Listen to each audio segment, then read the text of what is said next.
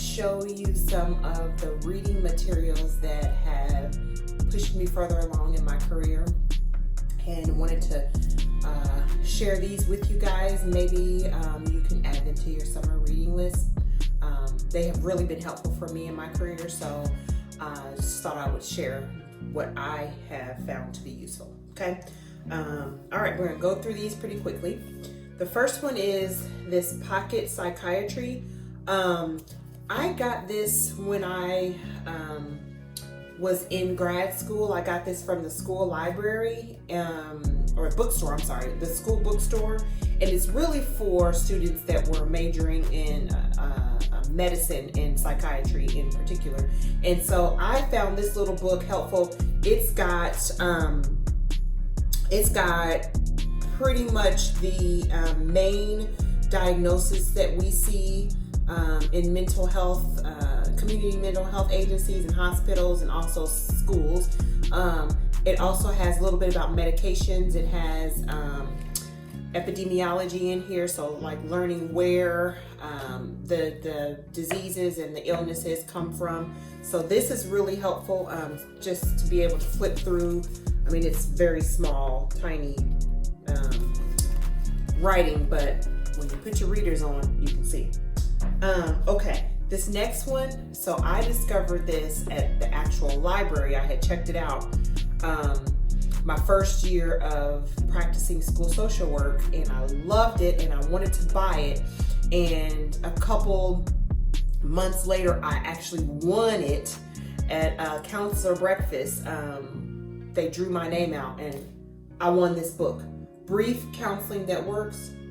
Y'all, this book right here is, okay, let me just tell you. So it has case scenarios, but it also has,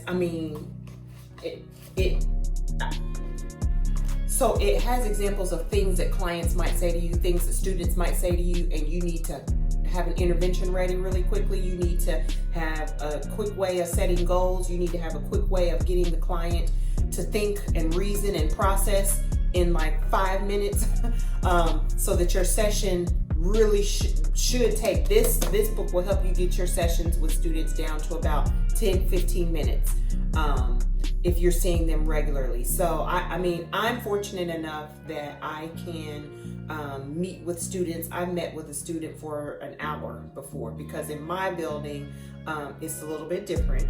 So I am fortunate enough to be able to spend extended time, but then there are times when my schedule is really packed and I have to quickly get kids rolled over. This Brief Counseling That Works. It specifically says a solution-focused therapy approach for counselors, school counselors, and other mental health professionals. So this is really good. I highly recommend it. Brief Counseling That Works by Gerald B. Okay. Next one, our school did a reading, like a book club for this one, Lost at School by Ross Greene.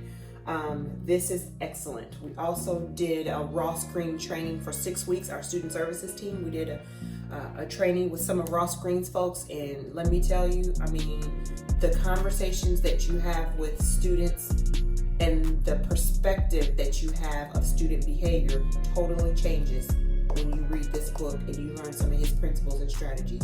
Highly, highly, highly recommend this book. Those are my top 3. These are my top 3, okay?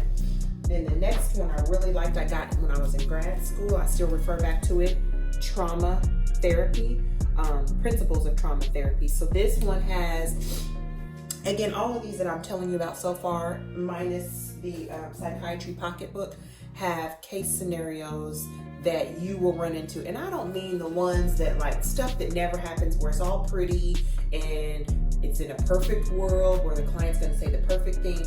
They have real scenarios that have happened, and then they give you what the outcome was and what the intervention was and what the goal was, to help guide your own practice. So it's real scenarios that have happened, that aren't pretty and fluffy and rainbow unicorn smoke and mirrors. Okay, so this one is really good. Again, case scenarios. It also goes into pharmacology, so talks about medications, so I use it for that.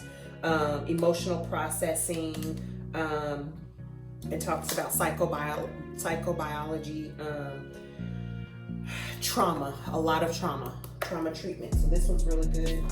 This one is another one I got in grad school social work. So this one goes into school social work specifically. So it looks at how you are an advocate as a school social worker, how you are a broker as a school social worker, the ethical guidelines that you have as a school social worker. It looks at policy at the community level, confidentiality in the school. So this is recommended for school social workers. I think this is a really good book for you to have if you can find it. And I will take a picture of all of these so you can see titles and authors, and then I will post that. Okay. This is a good one I got when I was doing some contract therapy as a child and adolescent therapist at a community mental health it was actually a private practice. So, but I paused on doing that for a little bit so I could focus on my real job, my main job. So this is called A Bright Red Screen. This book is a very helpful book for learning about self-harming behaviors, why people self-harm, how they even got to the self-harming behaviors. It breaks down the psychology behind self-harming. Guys, self-harming is not new. It is something that has been going on for decades. We just are hearing more about it. But it actually you have to read this book, but it comes from rituals from different cultures. They would self-harm as a way to express their culture in it. So anyway, it's really good. There's some really good stuff in here about Princess Diana. Y'all gotta read it. Okay, this one I got last year as a mentor. I was asked to be a mentor to some incoming social workers, and so my district provided this book for us to read as a book study.